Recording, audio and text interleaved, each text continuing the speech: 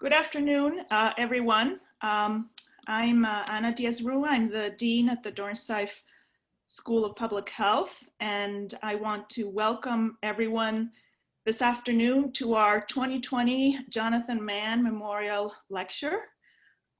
This lecture was inaugurated in 2007 and named for Jonathan Mann, a renowned humanitarian and also the founding dean of our school. And this lecture is made possible in part by the generous donation from the estate of Walter Cohen, who was Chancellor Emeritus of Drexel University College of Medicine. Jonathan Mann was a visionary proponent of health as a human right, as an approach to public health, and also, I would say, of what we today call the social determinants of health.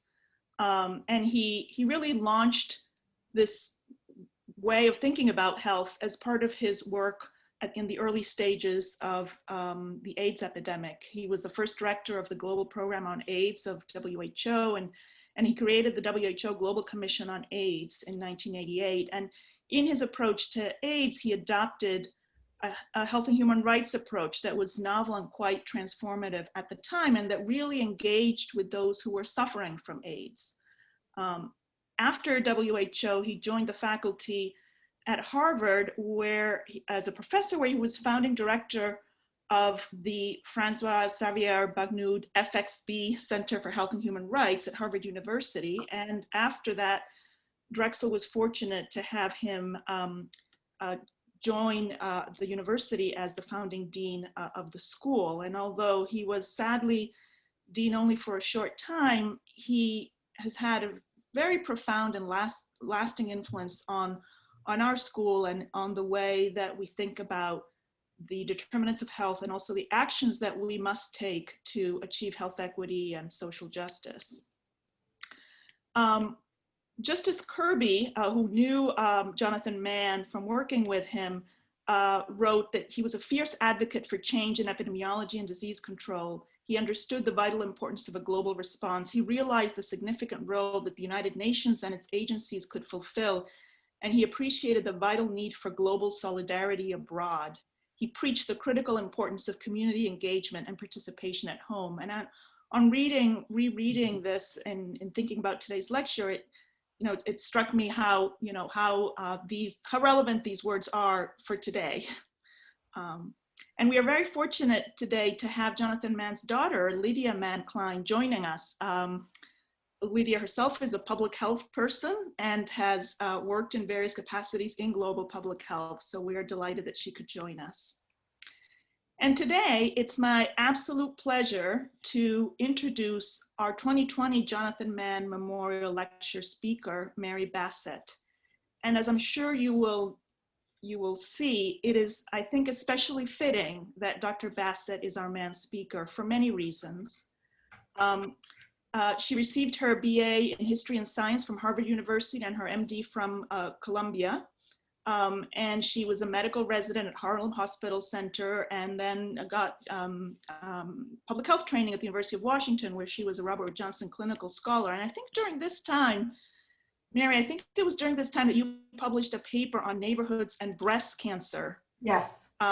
With Nancy Krieger that I read, and it was one of the papers that really inspired me on neighborhood health.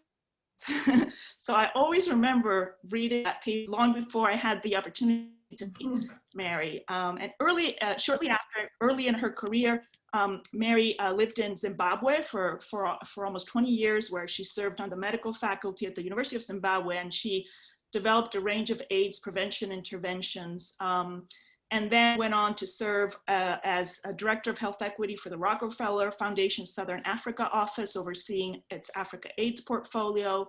And subsequently, she was on the faculty at Columbia University, where I was fortunate to cross paths with Mary again when she was, I think you were director of the Harlem Center for Prevention, right? I was, yeah. And I had just started at Columbia, and there was a survey, I don't know if you remember, there was a Harlem Health survey that had been just finished, and it was one of the first papers I worked on and with Mary, and we published it in the American Journal of Public Health.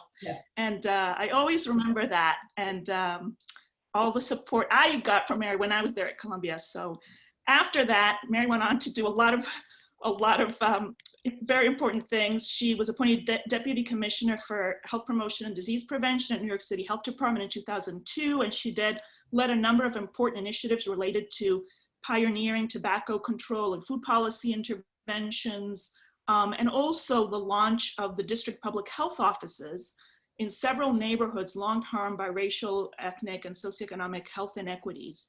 And then after that, from 2019 to 2014, she was director of the Doris Duke Charitable Foundation's African Health Initiative and Child Wellbeing Prevention Program.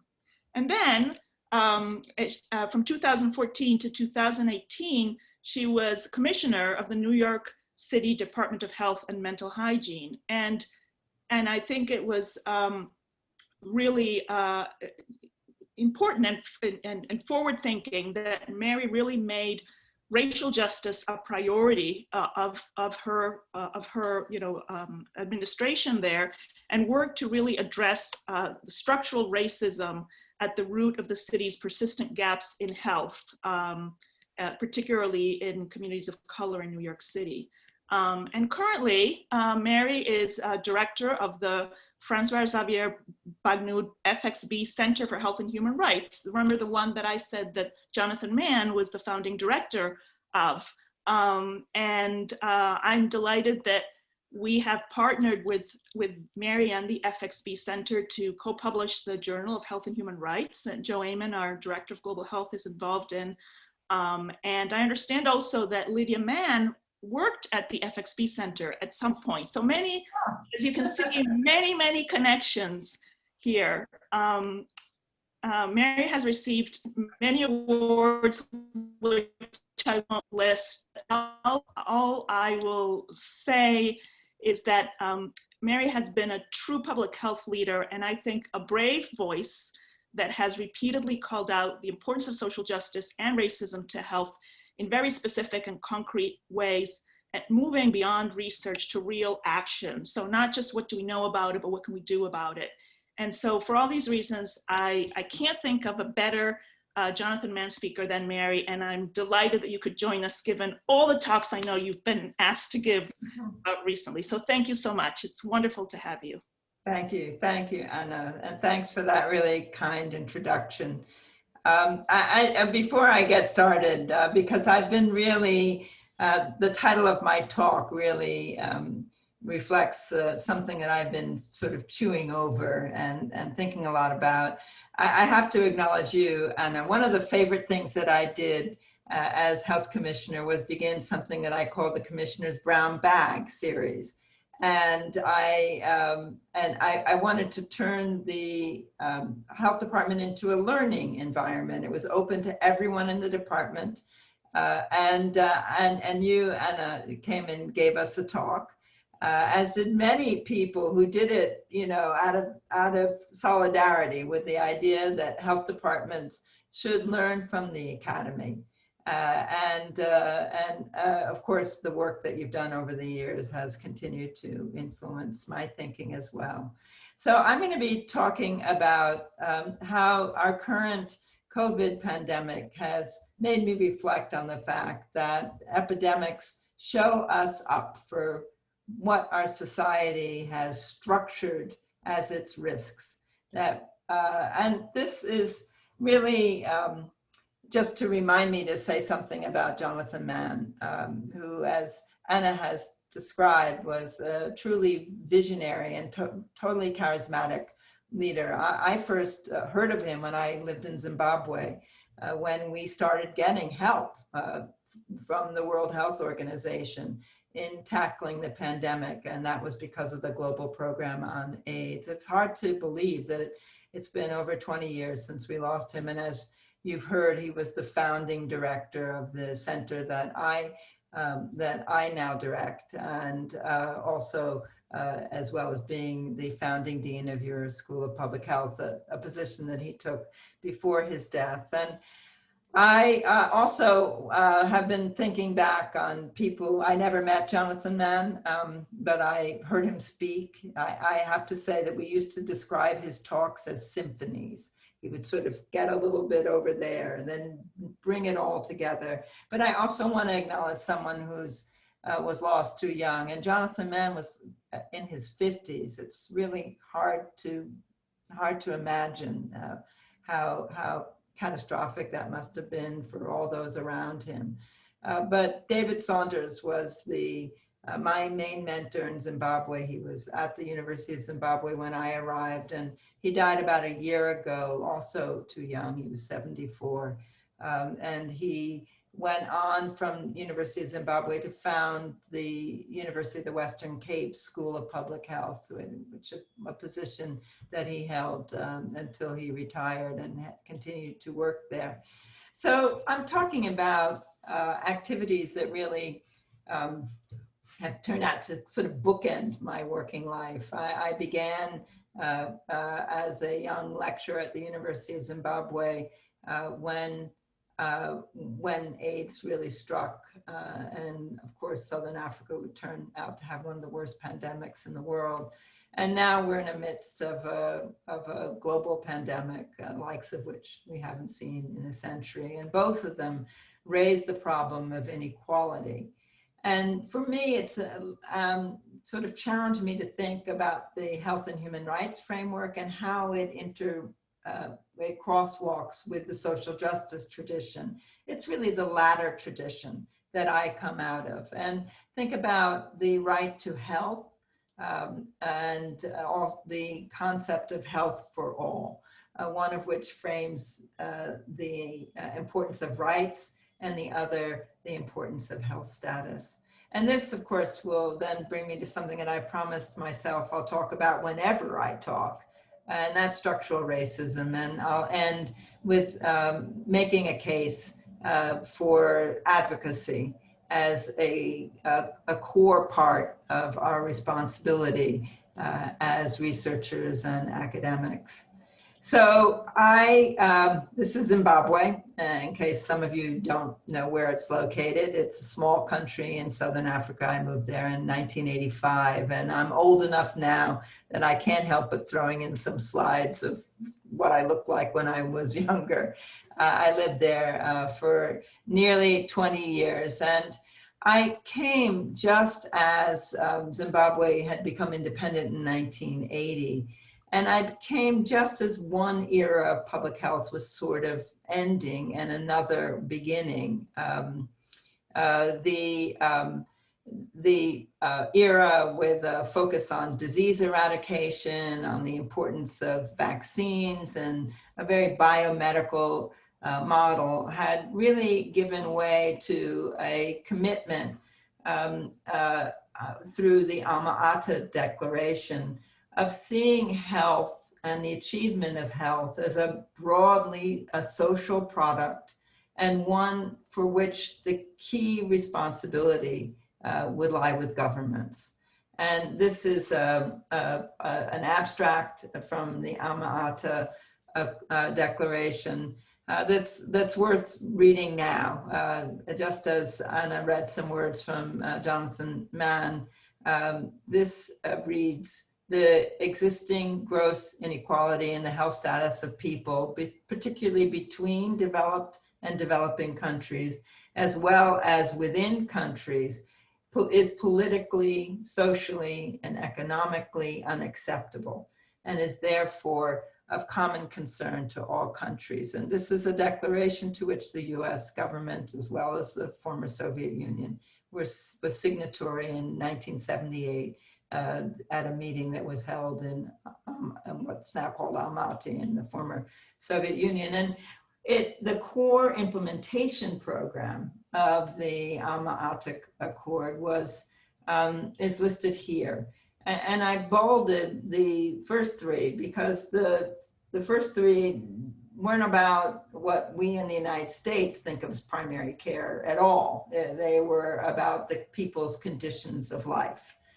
Their ability to have information about their health, their ability to maintain healthy diets and have safe water and sanitation. And it was only as you got down the list, to which eventually mental health was added, that you started getting to things that, well, arguably you can do immunizations without a healthcare delivery system, but these were all clearly based on an expansion of individual medical care. And the first years in Zimbabwe, I just can't really convey how exciting they were. There were huge advancements in health, but mind you, the inheritance of health from the colonial period was pretty dismal. So infant mortality was halved, although that's meant going from 120 to 50 deaths per 1,000 live births. Hospital deliveries, which was a principal strategy for improving birth outcomes, increased. Immunization coverage quadrupled. Management of childhood diarrhea with sugar salt solution became virtually universal, although stunting rates remain high. 20% of children under the age of 5 were stunted. And the argument was that this was really related more to factors outside of the health sector. But anyway, the early years saw these wonderful advancements in health, and led by a Ministry of Health whose leadership was mostly people like me in their 30s. And then HIV hit. And this was a graph that I made. I think Dr. Redfield, now the director of the CDC, helped me publish this paper, but I can't remember. But I made these are just data from the Harare City Health Department, and these are counts, numbers of deaths. And you can see that beginning in the late 1980s, the numbers of deaths, this was not without saying what people died of, but this was the AIDS pandemic. And this is what European death counts look like, displaying, I argued, the continued separation of these worlds. And we explained these by structural drivers. And I may come back to this, because this was really where I came to think of epidemics as not really being a story about a biological agent, but more a story about the society that has fissures that allow the communicable agent to take hold and spread. And in Southern Africa, these included the migrant labor system, which meant that many households operated on a split family strategy, men in town working, women in the rural areas waiting for remittances, high levels of military mobilization due to ongoing war, and of course, the traditional society as well as colonial society really endorsed the oppression of women. And despite these advancements in health, Zimbabwe's economy was faltering, and this was leading to more sex work. In one study, the rates of transactional sex in one of the Zimbabwean towns was so high that the researcher decided not to publish it. And of course, HIV is still with us. We still have 1 million people in the United States, 38 million people worldwide. We still have to contend with HIV. And when we look at Southern Africa, the pandemic continues to have a real impact there. These are prevalence rates among adults, with the whole southern cone hard hit, a lot of it related to the exact same structural drivers as we saw in the 1990s, with Africa showing the only generalized pandemic in the world among the general population, not limited to risk groups. Oh, I think I have to just let this keep going. There you go. I think it stops in 2010. And of course, I came back to the US in 2002. And we saw the exact same distribution differences in HIV in New York City as we'd seen in Southern Africa. This on the left shows poverty levels.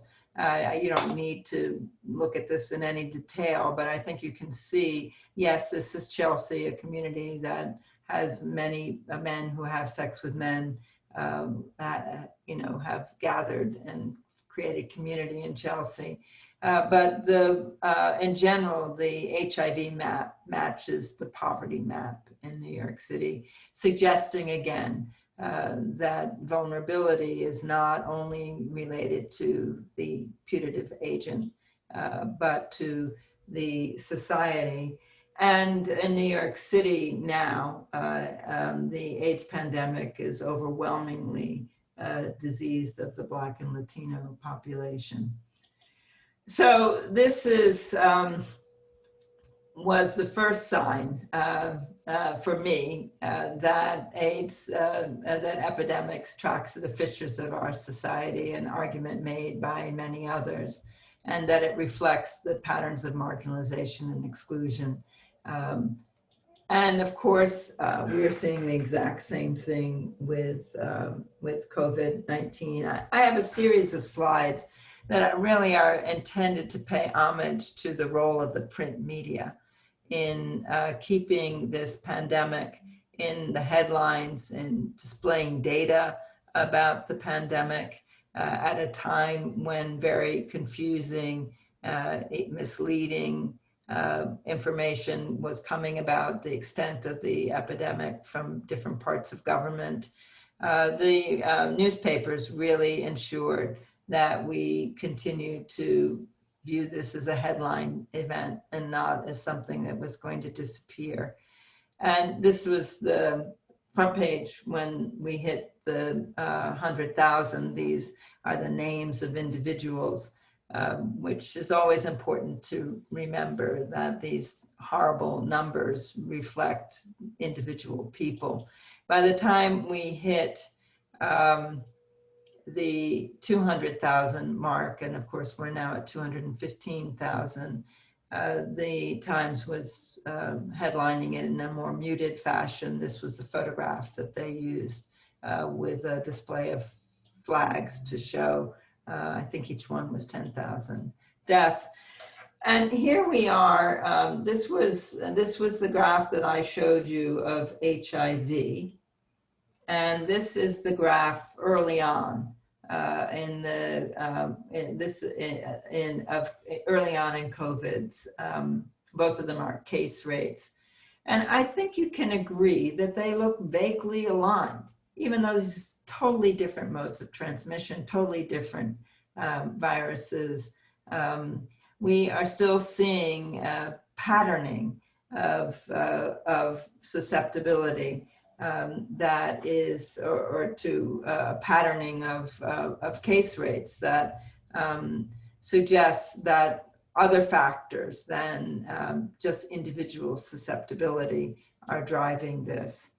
And of course, early on, we began to get reports of the racial differences in the risk of death.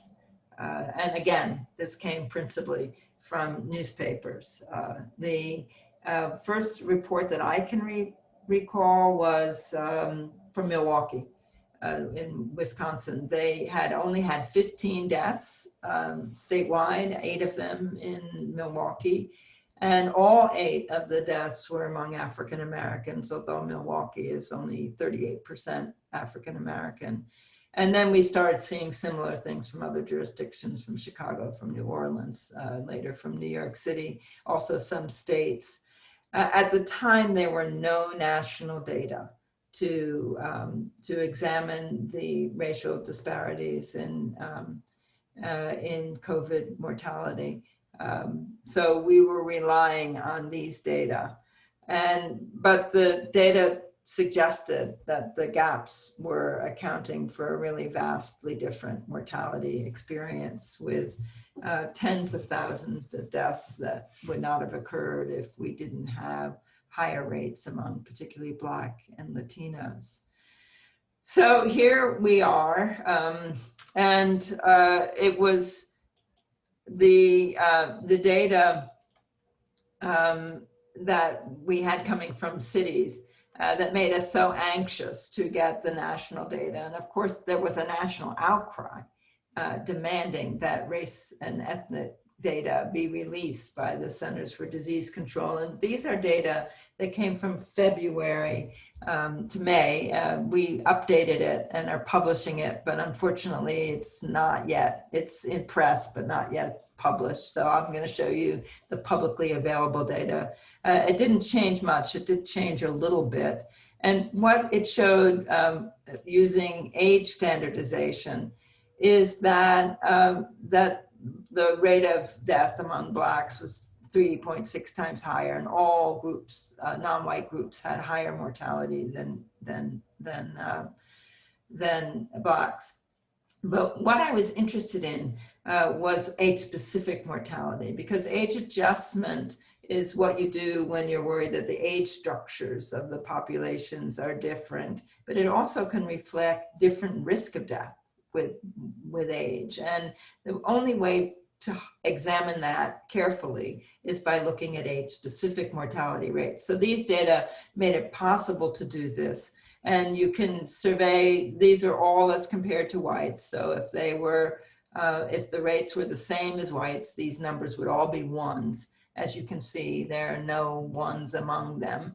And if you look, this is the most extreme, and all of these were highly statistical. These are national data, so all of these are highly statistically significant.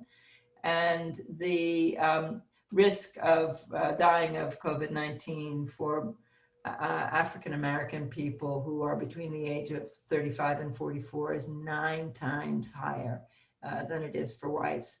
Now, this is really an extreme difference, and I'll try and make that case to you in a minute. Another way of looking at excess mortality, of course, is with years of potential life loss. These are actual numbers. So they may be hard. These are before the age of 65. So the argument here is that we all agree that no one should die before they turn 65. I certainly I'm glad that I've passed that mark. And so among Blacks, nearly 46,000, Latinos, 48,000. But if you compare it to whites, you can see many-fold higher loss of life in young ages.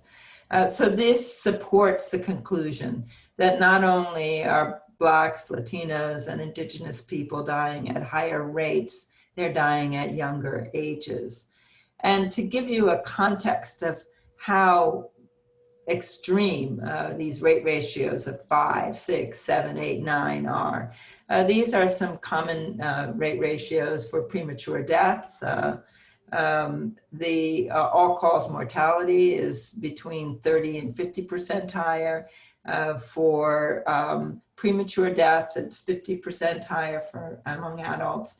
And of course, for common diseases like diabetes, the rate ratios are like, between 1 and to the mid-2s. So a rate ratio of 9 is very extreme. It's 500% to 900% higher, nothing like 50% or twice as high. And these are data that have been, that are public, but in a white paper. This is done by Nancy Krieger and others. And I apologize that the reference doesn't seem to be on this slide. Now I'm worried that I may have pulled up the wrong slides, but anyway, here you can see back in February to May, the Blacks had the highest mortality rates. These are whites down here.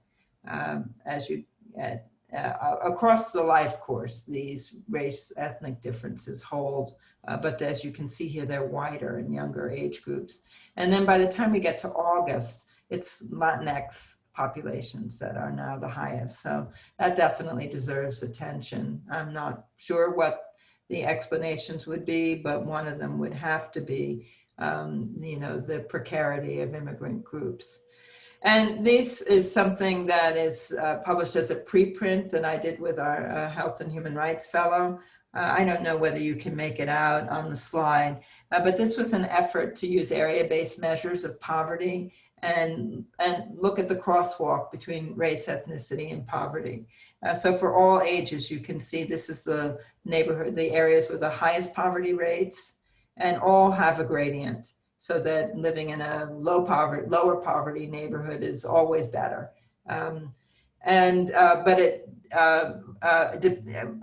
For whites, for blacks, and for Latinos. And then when you look at this under 65, this is what was interesting to us.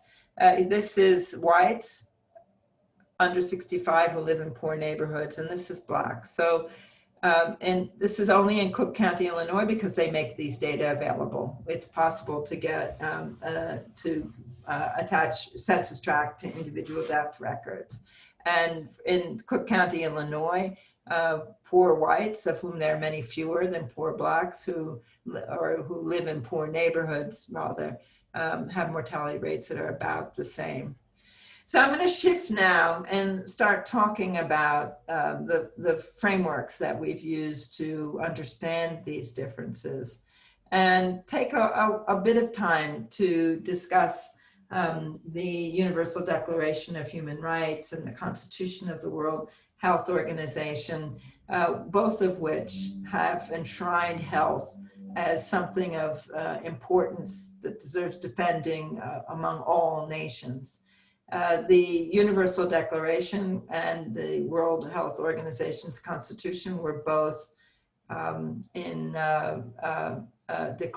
declared in 1948. I think that was just a year.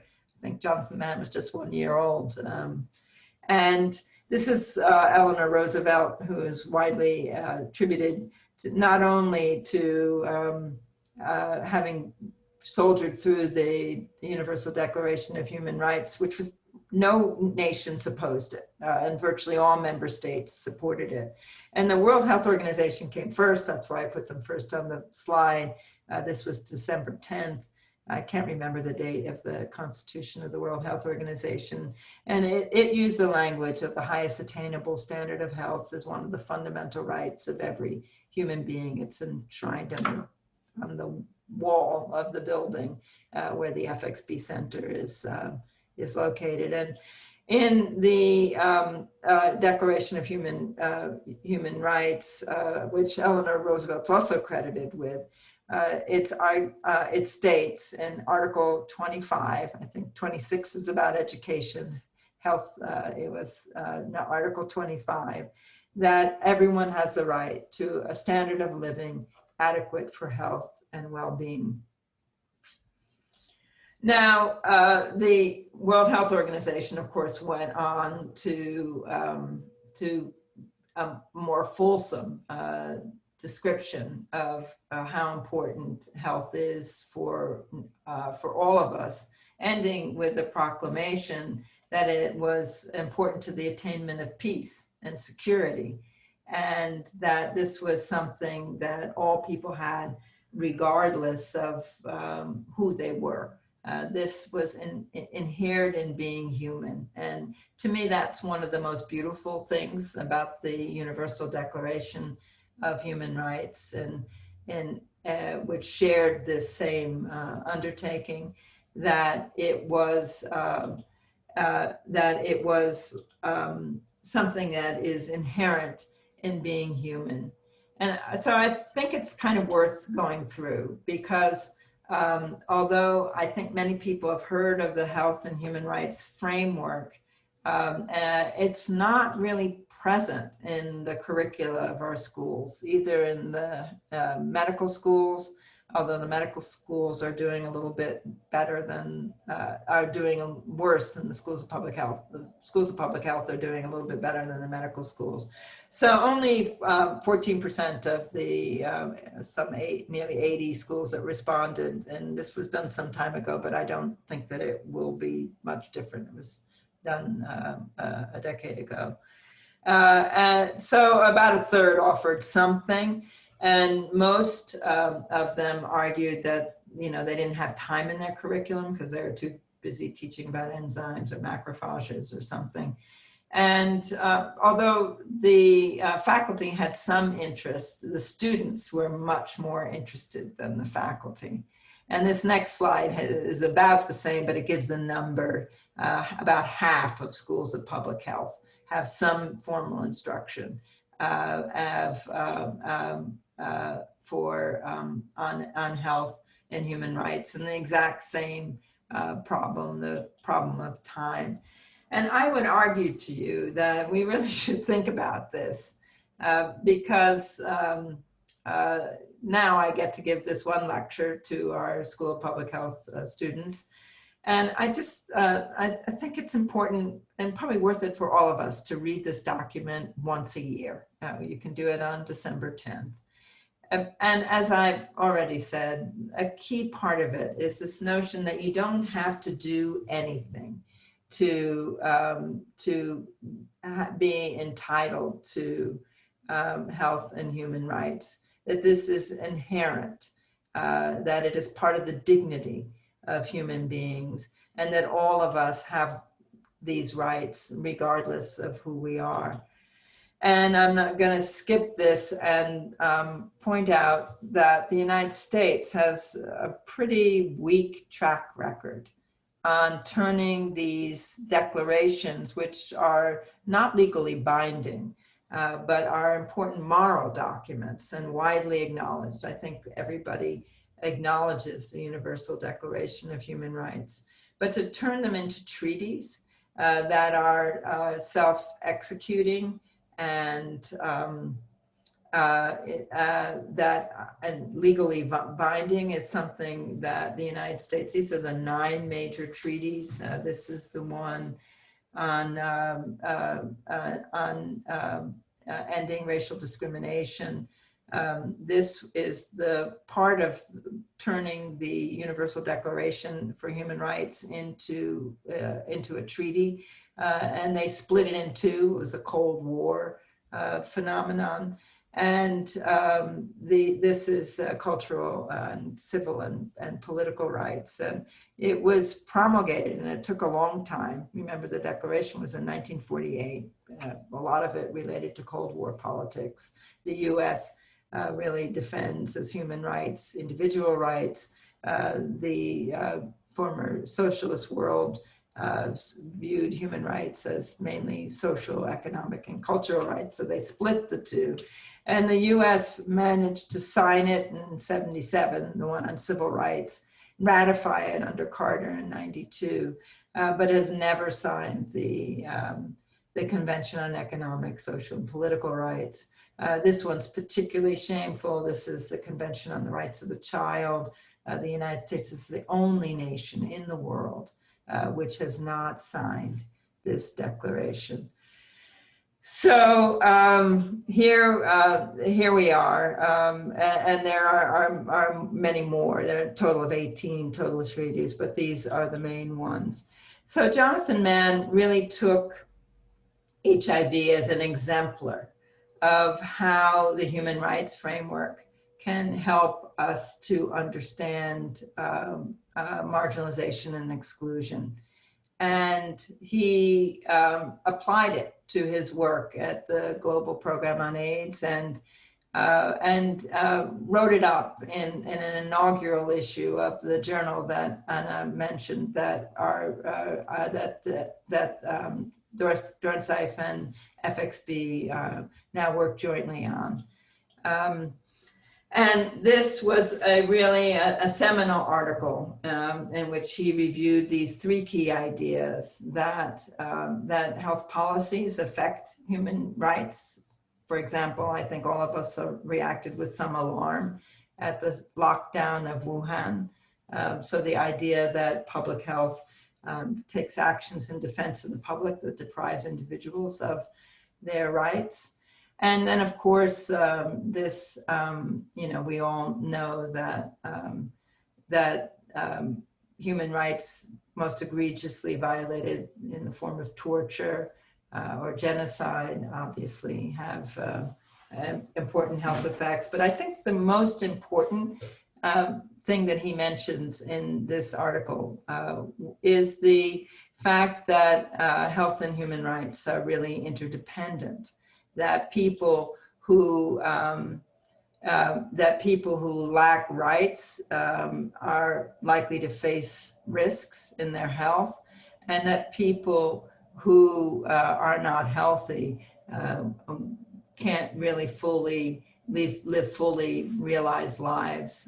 So that these two very separate traditions have a shared goal of promoting human well-being, and that the two are connected.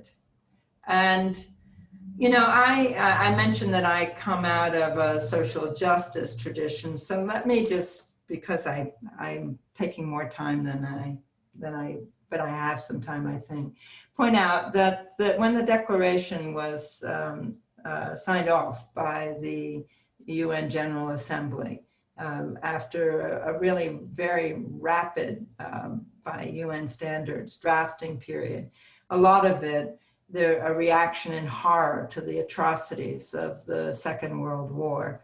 Of course, that war was fought by the United States with a segregated army.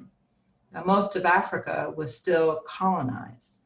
So in declaring these rights, the world was silent on the apartheid type system that existed in the United States, and on the lack of rights of people who were colonial subjects. So this has always been a challenge, I think, to people who I guess, we have to think about why has human rights, why did a human rights document fail to embrace this? Obviously, it was related to the political climate of the time. And additionally, when Jonathan Mann put forward this seminal article, he made the case that this framework was would be more successful in mobilizing change than paying attention to the problem of poverty. That first of all, he argued that poverty wasn't the whole problem, which is absolutely true.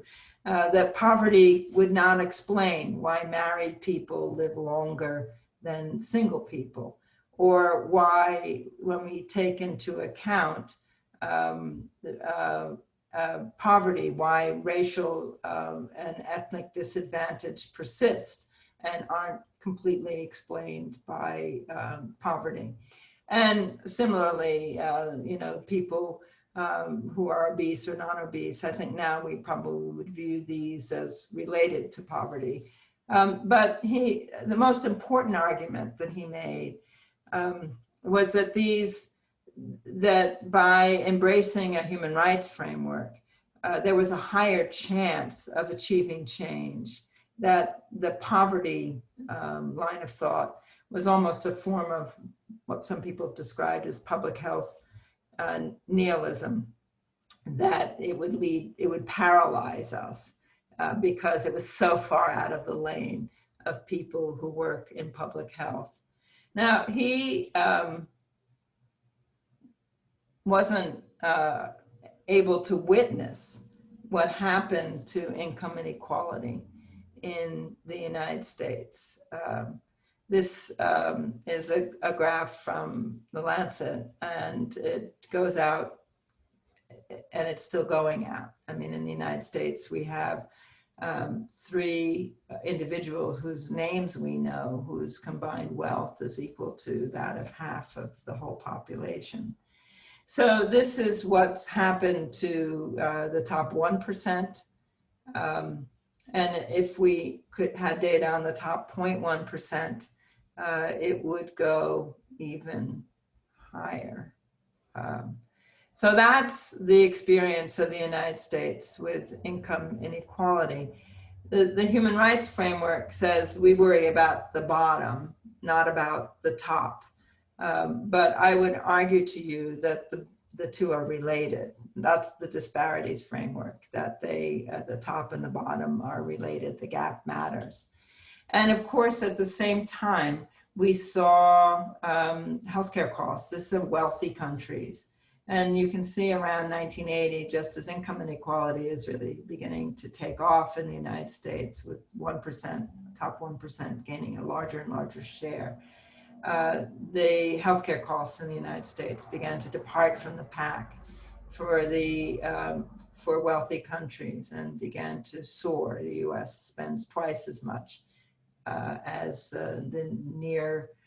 it's Switzerland at this time was spending the next most, but the U.S. spent twice as much on healthcare, and as you know, we don't get much value for money. And of course, the U.S. has, while spending more and more on health, its life expectancy around the same time began to level and depart from the pack. And the U.S. has now had, although there was a slight uptick in the last measures, we won't see that this year. And the life expectancy is actually was declining, which is kind of unheard of.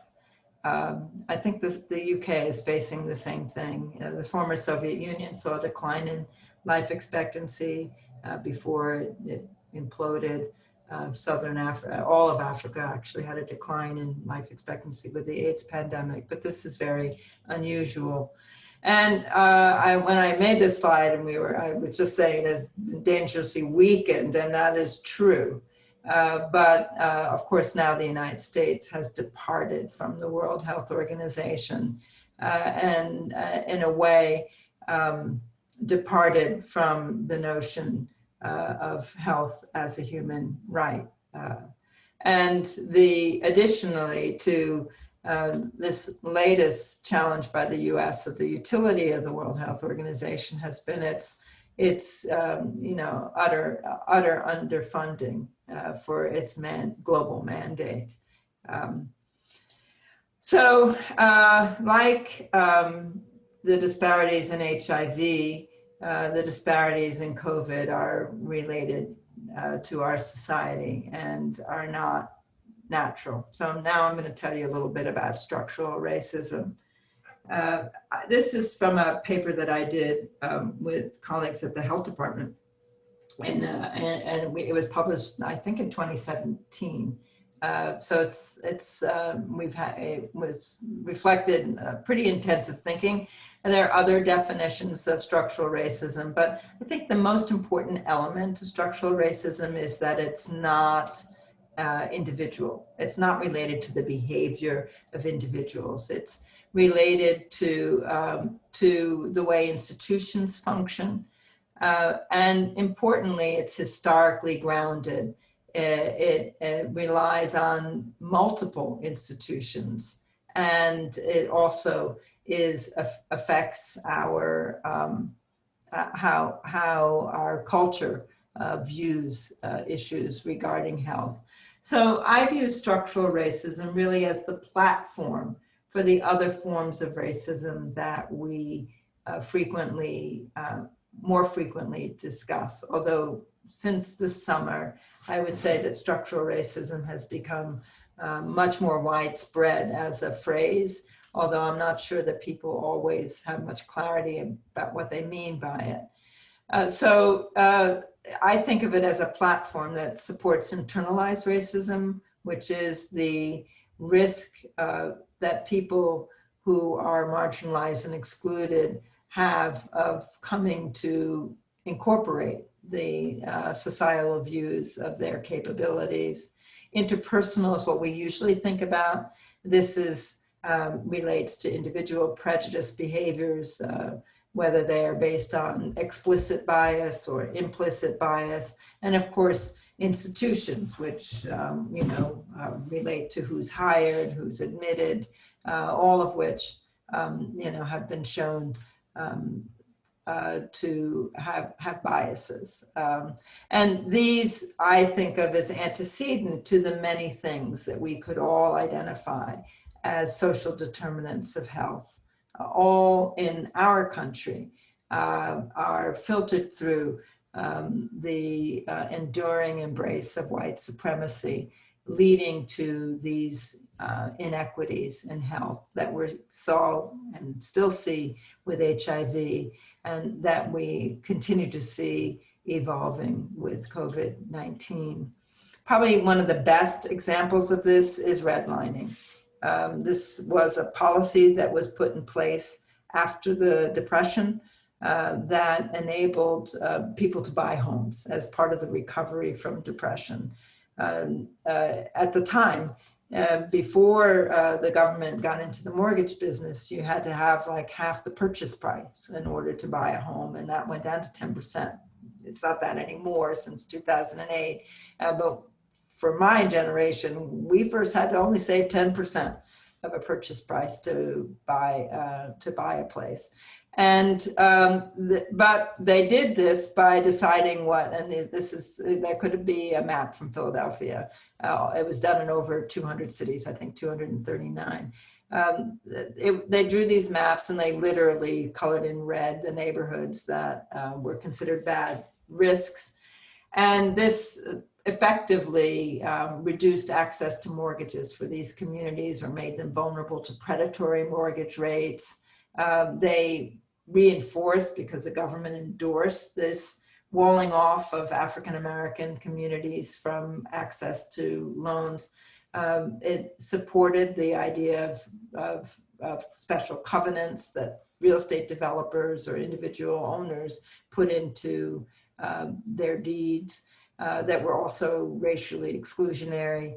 And of course, a home is one of the principal assets that an individual can acquire, and an important source of intergenerational wealth transfer. So this is a good example in that it's historically rooted. It involves multiple institutions, both private and public, relied importantly on government policy, and is something that affects us to this day in a wealth gap, but also in a health gap. The wealth gap in the United States is far larger than the income gap. White Americans earn close to twice as much as, well, a third again as much as Black Americans. But the asset gap is much bigger. It's a 10-fold gap. And that is, this is a number that came from the Federal Reserve Bank of Boston. I've never seen an asset gap this big. It was $247,500. I think that's basically a house, versus $8 for Black families. So this continues to affect our health. And this history is one that we all need to learn more about. If there were ever a time when it would be a good time to read James Baldwin, probably one of the most brilliant essayists of the 20th century, this is one. And he points out that we take our history with us. It's written on our bodies. And this is a graphic that was made by a Baltimore artist. And I think what it shows that's helpful is that in the whole arc, it's been extending from 1619, when the first Africans came to Jamestown, not of their free will, that very little of it is in this green, which began with Brown versus the Board of Education, included the Voting Rights Act, the Civil Rights Act, which brought franchise to the American South for the first time since Reconstruction.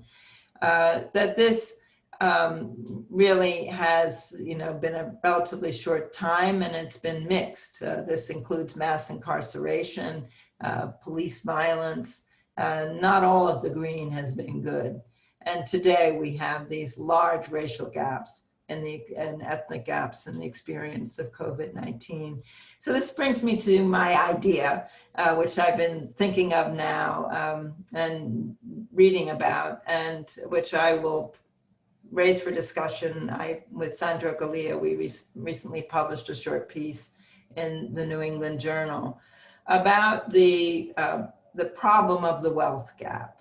And the fact that it is reflected in the health gap, that the racial and ethnic gap in health will never be overcome if we don't begin to address the gap in wealth, because resources are key to mobilizing a life that supports your health. And this a strategy that this is Sandy Darity and Kirsten Mullins, his wife, have written this book called From Here to Equality. I would recommend it.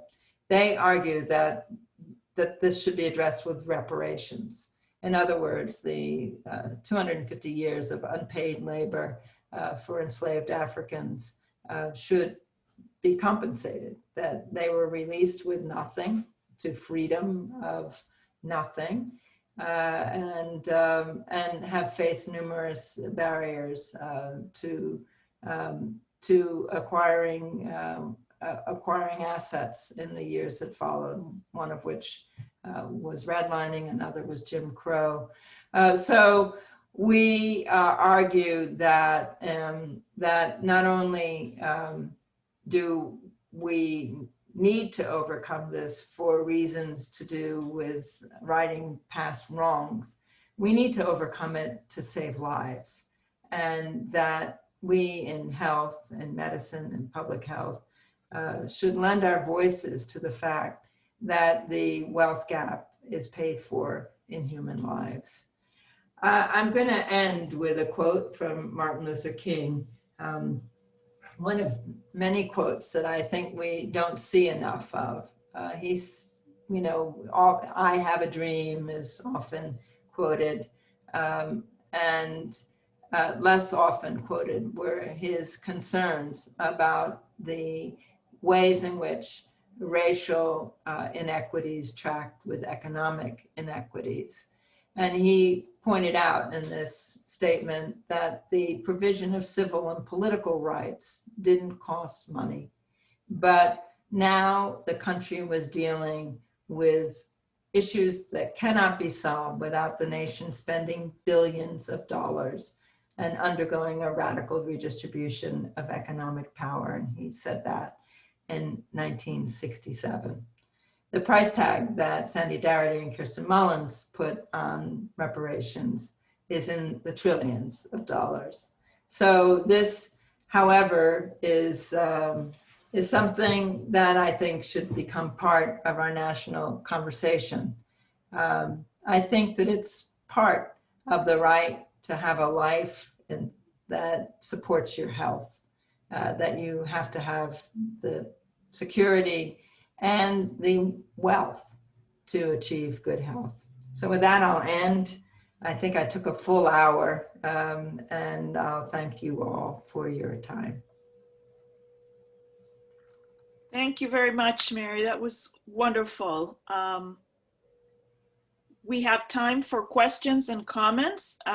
People can go ahead and put them into the chat function. So please, please go ahead. While we get some questions, people are typing in their questions. Mary, I was wondering, so in some ways, the sort of the social determinants of health world and the health as a human right world have diverged. They've been in parallel, even though they should obviously be so connected. Do you have any thoughts on that? I really hope Joe is here, because he's been helping me think this through. As I pointed out, I come out of the social justice tradition. Right. And I've been asking myself, and of course I as a house staff officer on the wards of Harlem Hospital, I wore a badge that said health is a human right.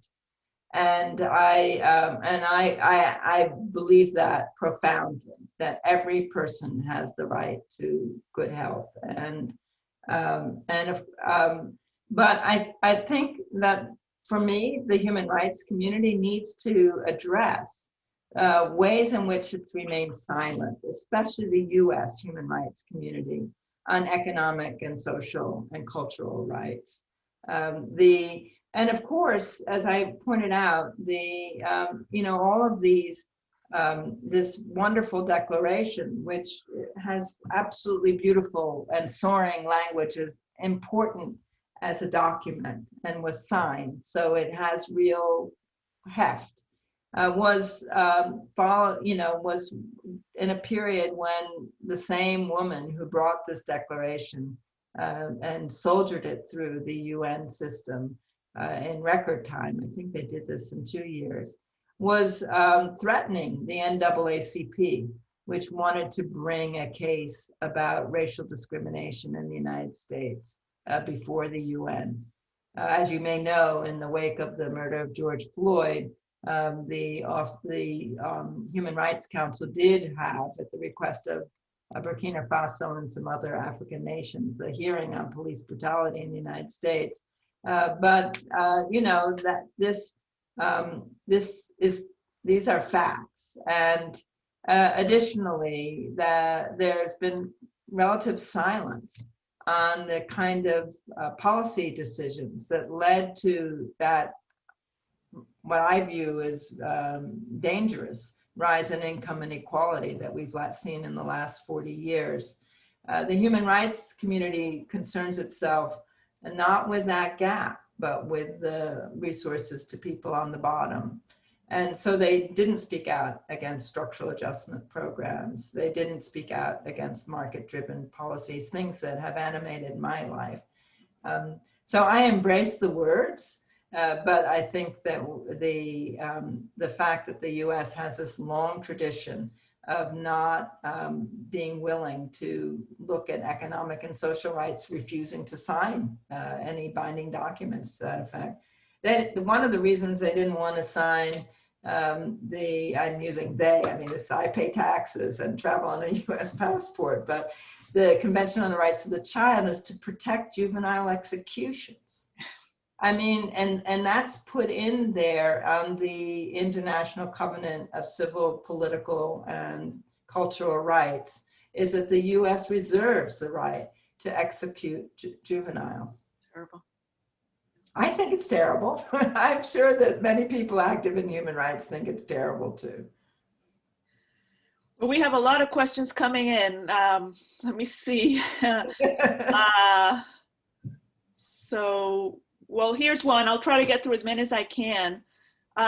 What are your thoughts around rallying the goodwill for formal consideration of reparations as a viable strategy? How do we start to mobilize around this strategy?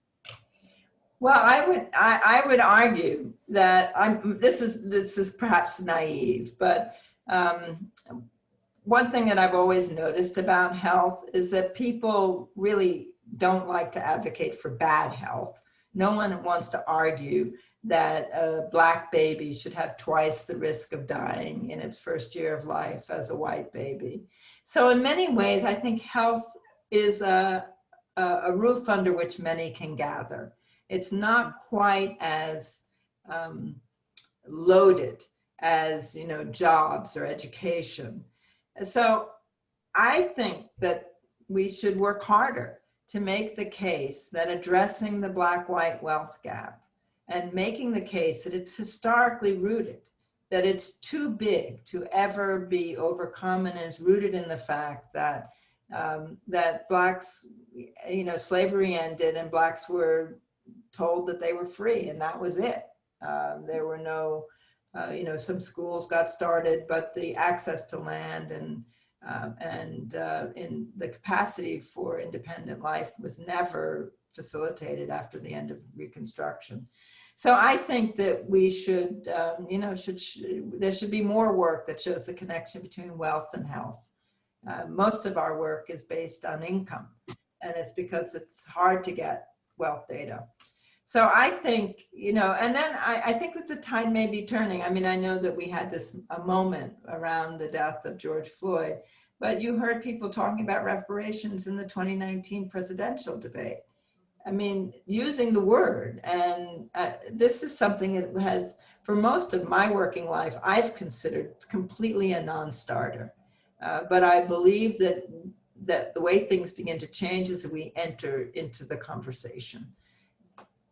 That's what so I realize that this one's difficult, but it's definitely a conversation worth having. Here's another question. This is actually a question from Lydia Mann Klein. So she says, Dr. Bassett, thank you for this talk. You've given us a great deal to think about. What do you think are the most important steps we can all take in our professional lives to help combat structural racism? Can you remind us of the title of the book you suggested that we read? And thank you again. You captured my father's spirit and brought your own to this incredible presentation. Oh, that's really kind. And I can't imagine what it was like to lose somebody so young. I didn't really think of it until I was looking for a picture to use. He liked bow ties, I think. The book is called From Here to Equality. And there are lots of great books to read on structural racism, which, I mean, of course, there's Ibram Kendi's How to Be an Anti-Racist, but I think books like The Warmth of Other Suns, which is about the Great Migration out of the American South, really. So that I'm happy to, I don't know how I can get it to you, but I'm happy to give you the reference to the Darity book. So what can we do? And you know, I think that this is a question that I don't have a totally satisfactory answer, but a key part of it for me has been learning history, reading. I really, you know, I'm highly educated. I mean, Anna read in a long listing of all the many years of my life that I gave up to schooling in elite US institutions. But I didn't learn this history. Yeah. And there are many wonderful books. So part of it is learning the history of the United States. And the other is, I think, making the case that we need to put some of this into the curricula of our schools. I mentioned that when I was the health commissioner in New York, I started this monthly meeting, and Anna came and talked. She's done really profound work on multi-level analyses and how we look not only at individual risk factors, but at neighborhoods. And so she talked, I think that's what you, anyway, that's what I'll always view as your sort of magnum opus. But Ibram Kendi came and talked, Khalil Gibran Muhammad talked. They all just showed up because they wanted to talk to working public health people. And I think learning more, figuring out how to educate ourselves, and then we have to pay attention and do better in terms of our research portfolios, our faculty, our student admissions. The presence of Black men in medical schools has reached perilous levels. The number of Black students in medical schools are back at the levels that they were when I went to medical school. So these are things where, you know, unfortunately, you take your foot off the pedal and progress starts going in reverse. And we've been in a really scary period of just seeing a lot of things go in reverse. So that's what I think. You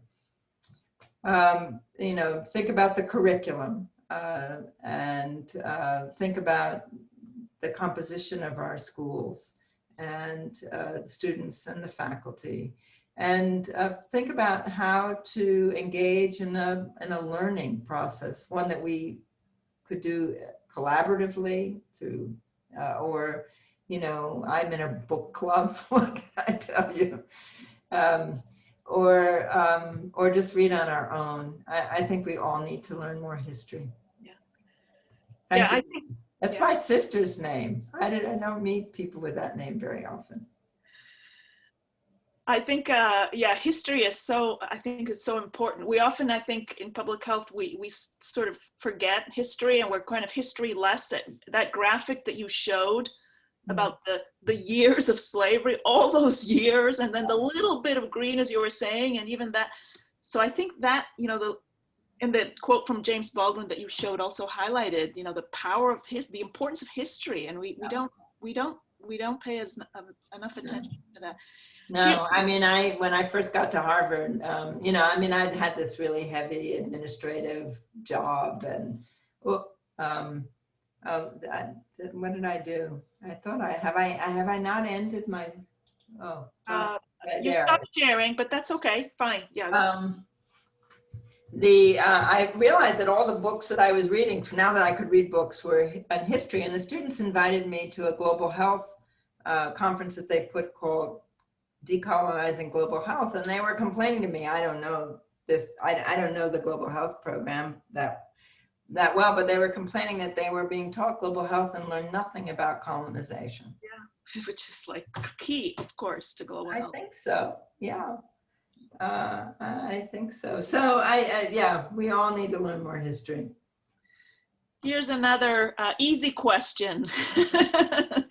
Love the presentation. With COVID-19, the vast majority of public health professionals understood, predicted, and suggested policy to target the injustices if it unmasked. But clearly these policies were rejected. How do we build the political power necessary to achieve restorative policies like reparations?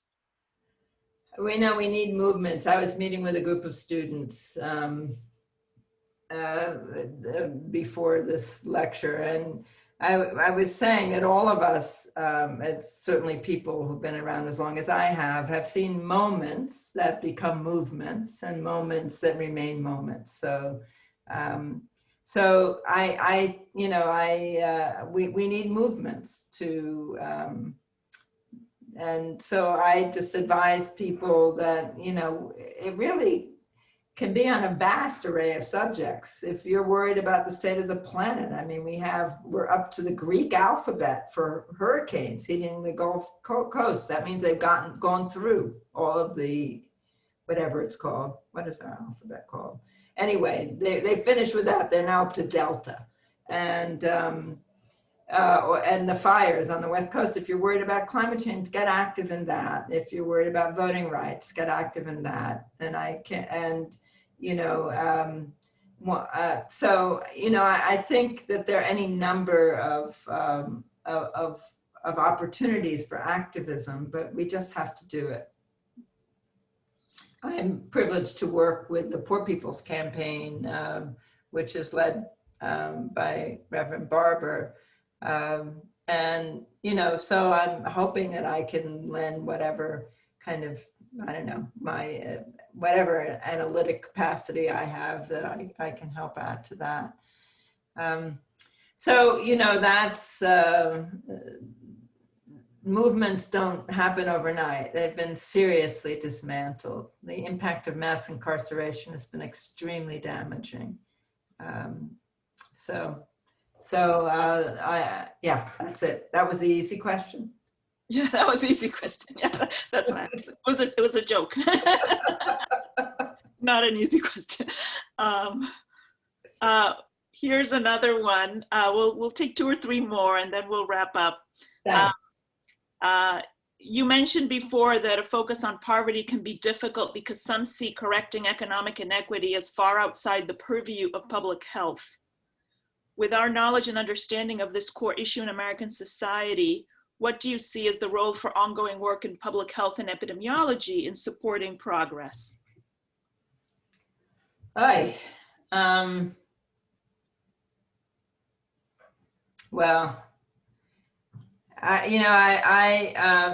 when I first joined the health department, I came back from Zimbabwe and I was trying to learn more about the health department. Tom Frieden had worked in India for 5 years. So I think he thought people who had developing country experience are generally kind of, you know, get things done type of people. So anyway, he'd hired me. He hardly knew me. I'm very grateful that he hired me. And I looked up and found out that the health department at one time had an office in East Harlem where they had a job training program, and where they were training local men to do housing rehabilitation. This was the health department. So I think that, you know, we've lost track in all of our performance indicators and risk factors of some of the ways in which public health used to work. And I think that, saying that I disagree with the idea that poverty is too intractable. We've seen poverty decline. It declined in the 60s in the United States related to the policy environment. I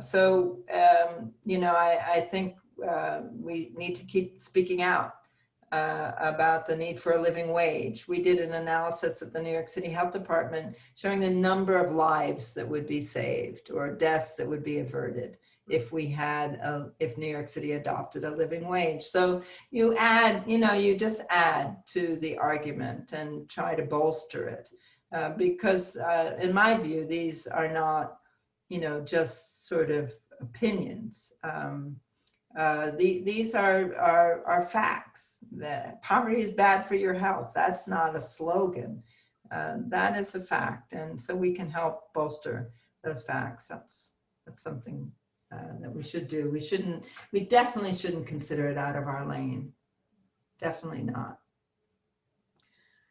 So let me do one last question, Mary. It's what are you most excited about, or what opportunities do you see in our new post-COVID world? And what are you most fearful of in our most post-COVID world?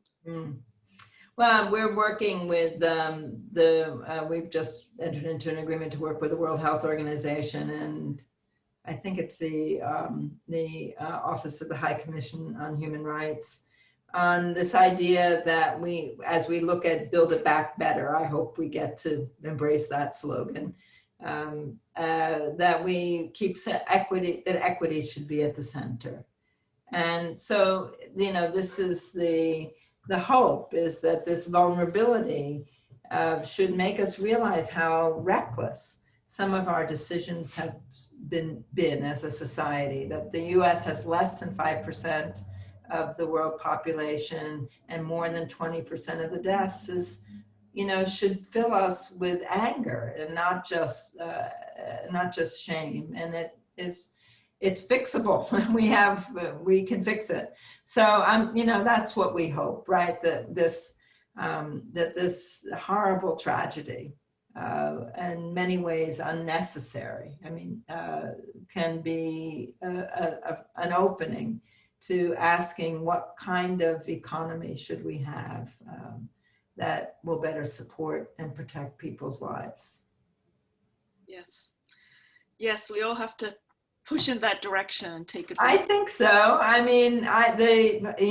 The Michelle Bachelet, who is, she's a medical doctor by training, but I would consider her a bona fide politician, having been president of her country twice.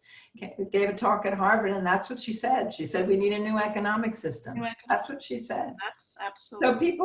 So people are starting to say things, and I can't say good evening or good night to all of you without telling everybody how critically important it is that if you are able, in other words, you have the right to vote, that you exercise that right. Vote. Yeah. We need everybody to vote this year. Absolutely, yeah. Well, thank you. Thank you so much, Mary. Pleasure. Thank you. It was wonderful to have you. We wish we could have you in person, but this was great. And keep doing all the good work that you've been doing. So thank you so much. And thanks to everyone for joining. I think we will post this recording so people can watch it. Thank you very much. Bye. Bye.